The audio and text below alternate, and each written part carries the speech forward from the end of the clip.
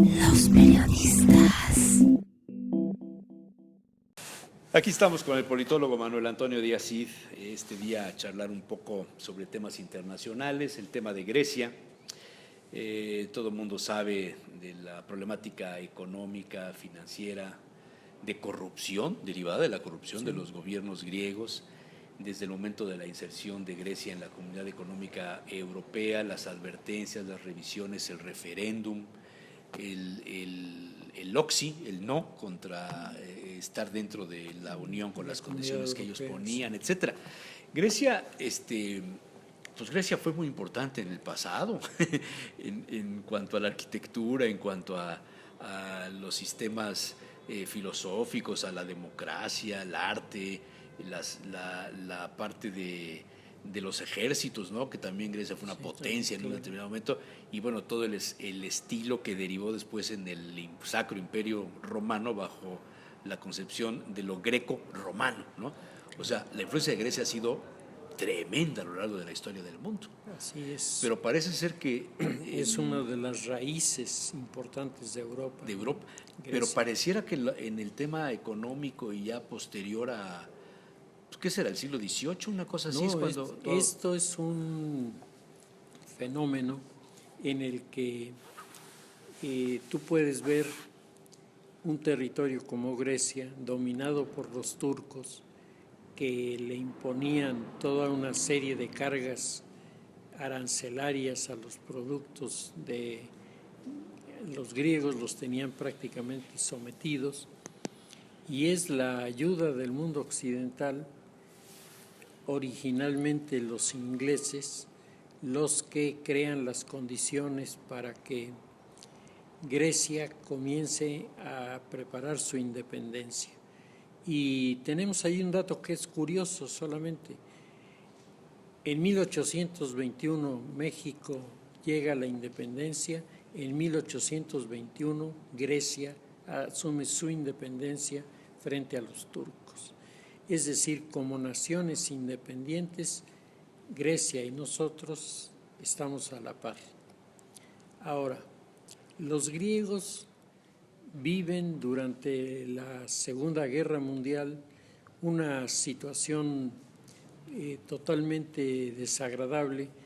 Pierden la guerra contra los alemanes forman un gobierno de ocupación, a diferencia de otros lugares donde buscaron a los personajes simpatizantes del nazismo y del fascismo para montar gobiernos.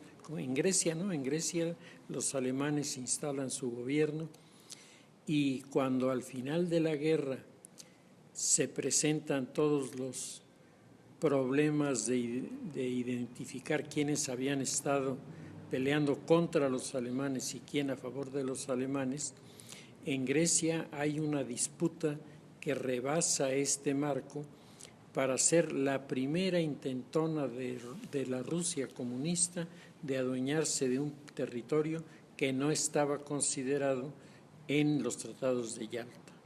Entonces Grecia desde ese momento tendrá, por un lado, la presión rusa, pero por otro lado, el apoyo de los grupos de los aliados que se dan cuenta de la importancia estratégica, geoestratégica de Grecia, y le dan su respaldo para mantenerse como una república independiente.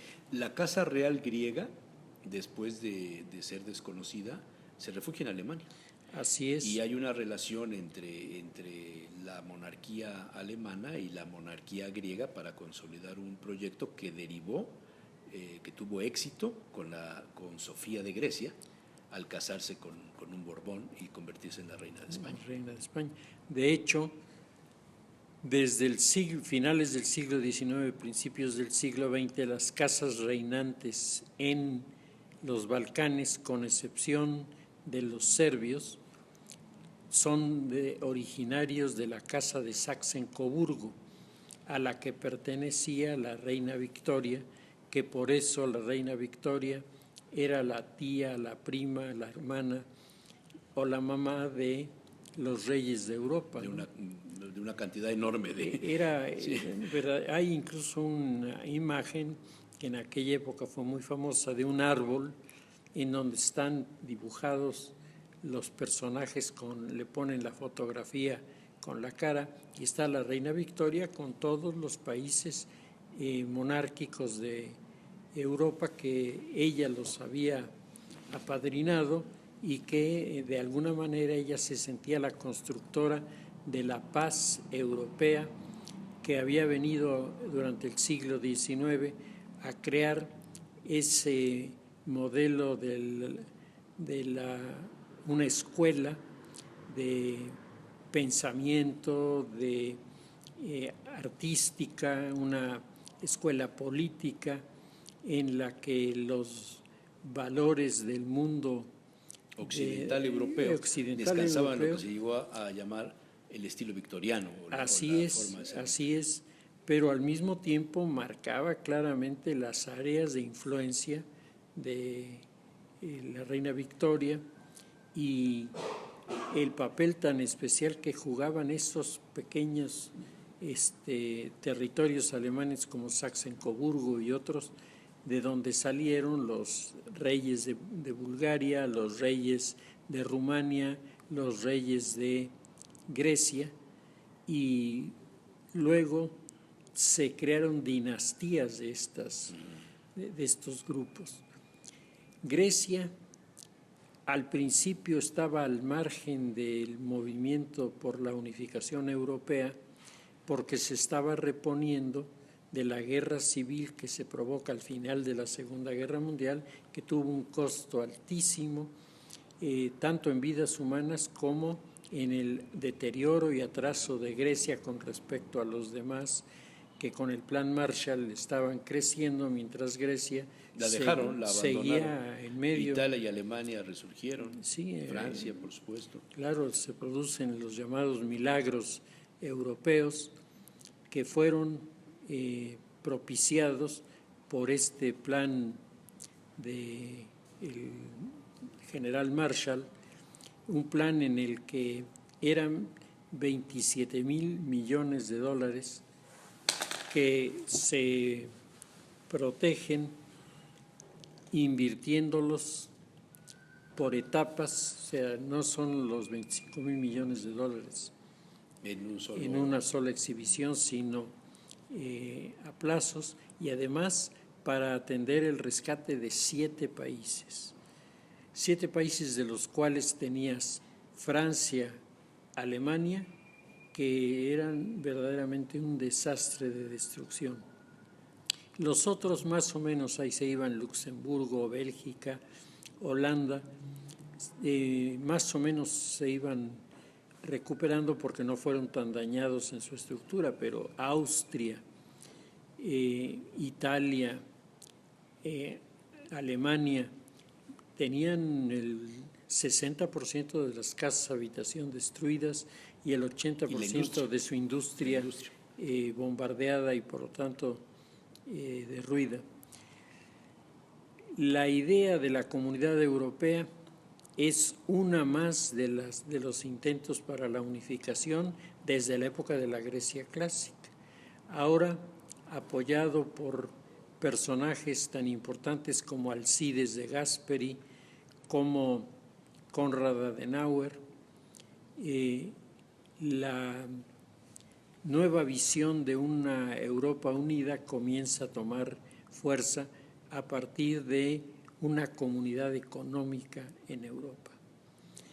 Durante todo el periodo de la llamada Guerra Fría, 1948-1988,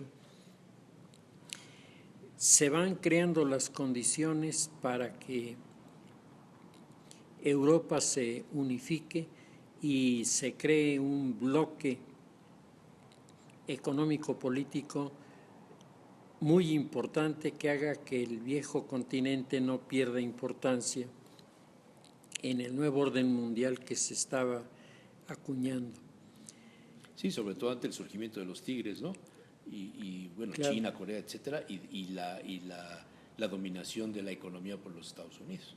Sí, ahí observamos tres grandes fenómenos político-económicos, como tú mencionabas, la esfera de la coprosperidad japonesa, Japonés o China. en donde los japoneses, La esfera de la prosperidad, ¿no? de la coprosperidad se llama, de un geopolítico japonés, Tokisha, de finales del siglo XIX.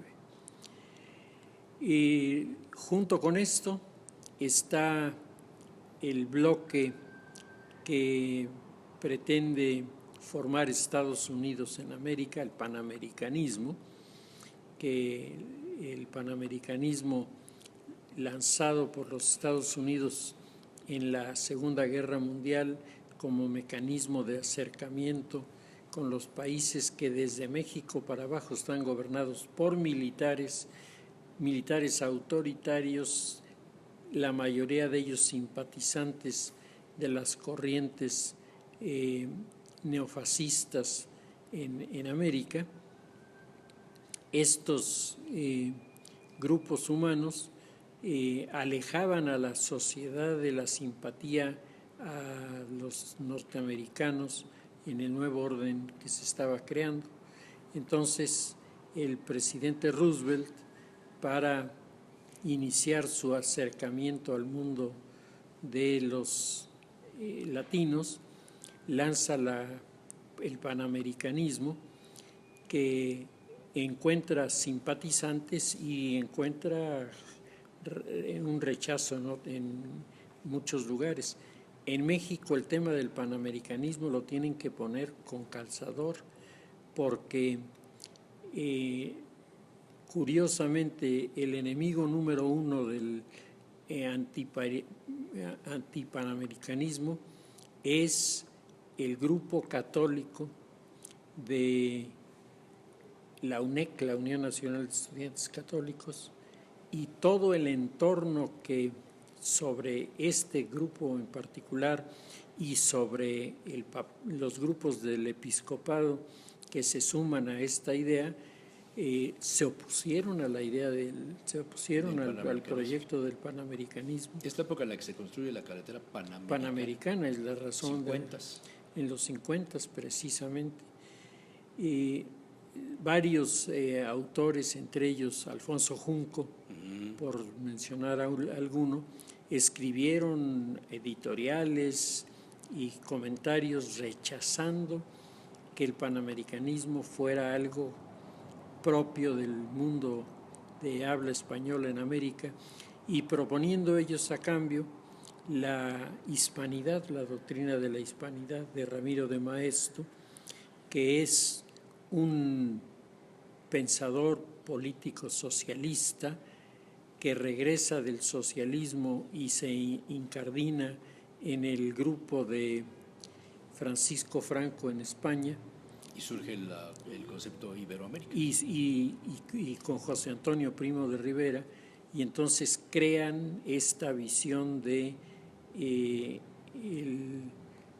la hispanidad. ¿Con José Antonio o con el general, con el papá? Con el hijo, con José Antonio, fundador del movimiento de la Falange, y entonces toman ellos el planteamiento de la doctrina de la hispanidad, que a José Antonio le gusta mucho, porque José Antonio hablaba de que España regresaría a formar parte de la Europa orgullosa en el momento en el que rescatara su imperio. Y como no podía rescatar el imperio material, estaba buscando la aceptación del imperio espiritual, que era el que...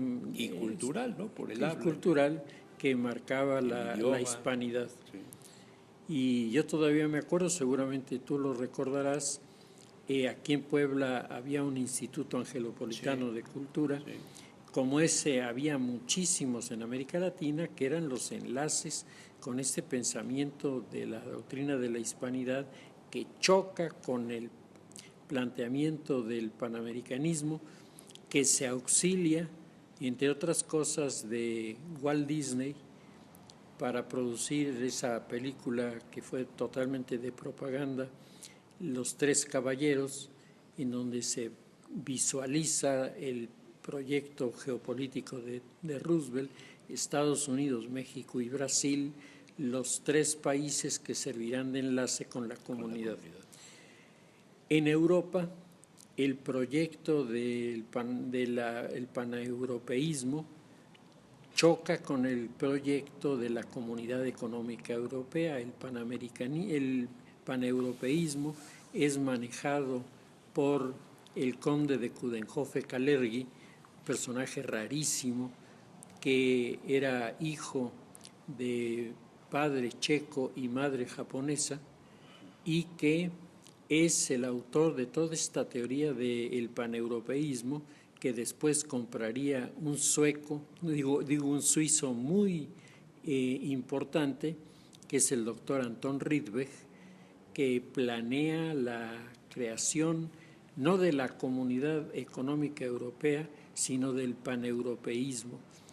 No es un gobierno de naciones, sino un consejo, un parlamento de naciones solamente, en donde tiene un lugar destacado Grecia. Grecia porque es el antecedente que Coudenhove-Kalergi quiere reconocer al pensamiento clásico. Entonces, para él, la democracia nace en Grecia, nace en Atenas. La democracia no nace en Inglaterra, ni nace... Es la representativa. Claro que el planteamiento de este paneuropeísmo tiene dentro de los nazis incluso un grupo que lo respalda, claro. Y es interesante recordar que ligado a ese grupo estuvo una serie de mexicanos que incursionaron en Alemania en la época de la Segunda Guerra Mundial y fueron, digamos, los encargados de dar una visión del mundo latino respecto de los criterios político-ideológicos del nacionalsocialismo. Y este núcleo respaldó la propuesta de la unidad en torno a Alemania de los europeos, que se formarían una federación que no estaría integrada desde el punto de vista económico, sino desde el punto de vista estrictamente cultural. Y sucedió todo lo contrario. Y claro, en la práctica... El pensamiento de Víctor Hugo se hizo realidad. Así es. Una sola moneda, una sola bandera, etc. Lo que parecía ser lo menos aceptable acabó siendo lo que se impone por una razón muy simple, Jesús. El punto débil de Europa al final de la Segunda Guerra Mundial es la economía.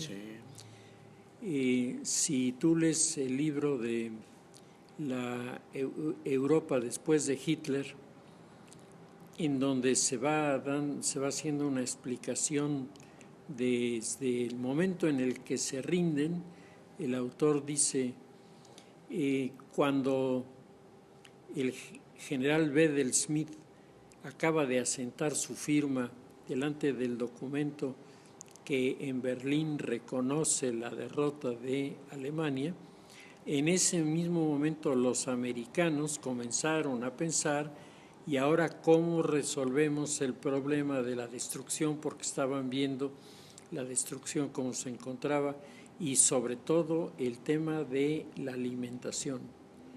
El gran problema de Europa es que las vías férreas fueron el principal blanco de los bombarderos aliados durante la última etapa de la guerra, y ahora cuando hacía falta un ferrocarril para llevar de comer de un lugar a otro, no había ferrocarriles que circularan, no había puentes sobre el Rin, no había puentes sobre el Elba, que todos habían sido destruidos en medio de la guerra. Lo único que era rescatable eran los aeropuertos, y entonces eso hizo que los norteamericanos se convirtieran en una de las figuras claves de la recomposición europea, primero porque aportaron el dinero y mandaban los vuelos. Y aportaron toda su aviación en ese puente aéreo sensacional, el más grande de la historia, que impidió que Berlín fuera bloqueada como lo pretendía Stalin, y al final pues el resultado es que se tuvieron que repartir Berlín y Alemania en 4 sectores que fueron los de las potencias ganadoras. Grecia vuelve a quedar afuera del escenario. Grecia se queda todavía en medio de los últimos coletazos de las guerras ideológicas, y luego vive una revuelta contra la monarquía. Los reyes se tienen que salir. Se van a Alemania. Se van a Alemania, se van al exilio.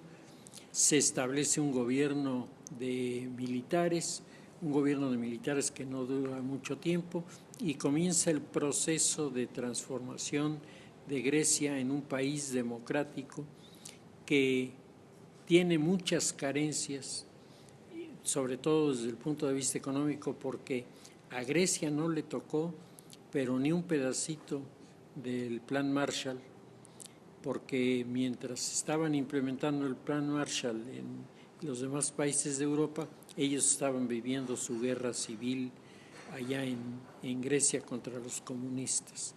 Entonces, finalmente, después de una serie de esfuerzos y de negociaciones, se consolida la Comunidad Europea, y la Comunidad Europea establece una serie de reglas económicas para mantener el equilibrio. Y se pasa a traer a muchas naciones, ¿eh? Así es. Portugal, España, también Irlanda. El único país que marca su raya es Inglaterra. Hasta la fecha. Hasta la fecha, que dice, yo colaboro con Europa en muchas cosas, pero no me involucro en una comunidad. Ellos tienen su Commonwealth. Ellos tienen su Commonwealth y tienen la libra esterlina. Mira Claro, cómo está la libra esterlina hoy, y verás cómo este proyecto es un proyecto que tiene soporte, que tiene fuerza. El movimiento griego durante los últimos años ha venido, dicen que con unas características de identidad que parecen estas estadísticas de la economía mexicana, que suben y bajan. Los griegos no han alcanzado la plenitud.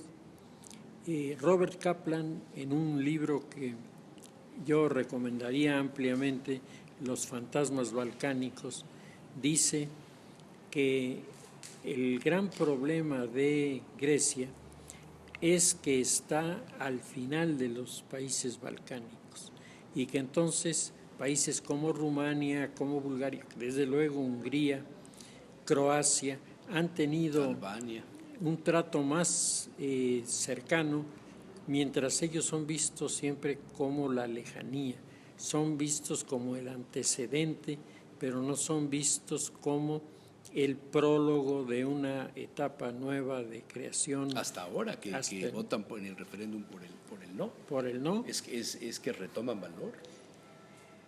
Bueno, de hecho, lo que pasa es que los actuales dirigentes políticos de Grecia juegan por las izquierdas radicales. Ya no podemos hablar del Partido Comunista, porque me parece que los partidos comunistas que todavía sobreviven ya no tienen las características que tuvieron en la Guerra Fría, han perdido el escenario, pero sí son socialistas de esquema radical, que curiosamente lo que protestan es la serie de medidas de austeridad que impiden a los griegos gastar el dinero como se gasta en la Comunidad Europea. Escenario confuso, escenario difícil, un escenario que vale la pena revisar, porque según algunos analistas, particularmente toda la línea de los seguidores de Ramondetti en los periódicos franceses que se interesan por América Latina, Toda esta visión es pesimista, consideran que las cosas van a terminar en un desastre a causa del capitalismo. Mientras los asesores de Angela Merkel les están diciendo a los griegos, si ustedes quieren rescatarse, primero van a tener que tomar un medicamento muy amargo, que es la austeridad, y de ahí derivarán a la recuperación de su economía, que solo se mantendrá estable si ustedes siguen las reglas de la estabilidad, ¿no? Y ahí se aplicaría este ejemplo que contaba Michael Novak una vez en una conferencia que le oí, que es propuesto por alguno de los teóricos liberales de Chile, donde dice que en la salvación de las almas, como en la economía de los países, hay dos posiciones que son las únicas que se pueden considerar. Una, si tú vas al tribunal de Dios después de tu muerte, el Señor te va a decir dos cosas. Si lo hiciste muy bien, como la Madre Teresa, te va a decir bienvenido a casa, pásele a sentarse. ¿Sí? Y si como todos los demás que somos pecadores tenemos problemas, nos van a decir usted se pone en la fila del purgatorio y nos va a purgar sus culpas hasta que pueda entrar a sentarse. Y dice Mariano Grondona, ¿y en la economía? En la economía sucede algo semejante, porque los amos de la economía les dicen a los que han seguido las reglas del capitalismo, bienvenidos a casa, siéntense a la derecha, y los demás pónganse en fila, porque el que no está en la fila y que no está a la derecha se lo lleva el diablo. Entonces era la visión de Mariano Grondona transmitida por Michael Novak. Si nosotros no tenemos una alternativa mejor que el capitalismo, entonces mientras no sea una alternativa viable y una alternativa que pueda convencer a la comunidad de formularse al mismo tiempo que otras y convivir con ellas, los griegos no van a salir de la situación, porque la propia economía griega está en este momento tan sobrecalentada que ha provocado todos los desastres. Y ha repercutido en todo el mundo. En todo el mundo. Incluyendo a México. Así es, a nosotros, aunque parezca mentira, nos golpea. Con la paridad del peso. Con la paridad. Nada más mira cómo está el peso 16 y pico. Hoy frente al euro y frente al dólar, y te darás idea de cómo nos ha golpeado. Tremendo. Muy interesante. Pues Manuel, muchas gracias. Muy interesante el tema de Grecia. Gracias, Manuel. Hasta la próxima. Los periodistas.